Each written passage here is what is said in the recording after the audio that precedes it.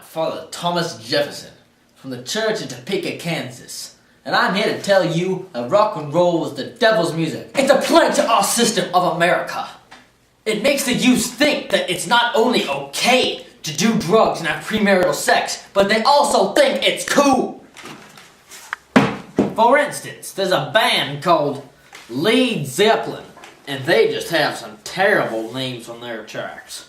Like, for instance, Whole Lot of Love, more like Whole Lot of Premarital Sex.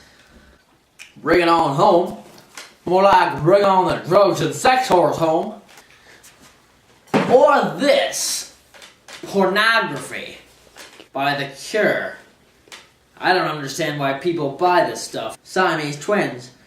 Everyone knows that's the defect of premarital sex. I prefer my favorite, Saturday Night Fever, with my most favorite tracks, like Staying Alive, or How Deep Is Your Love. So do you want to end up like this? Or this? You decide.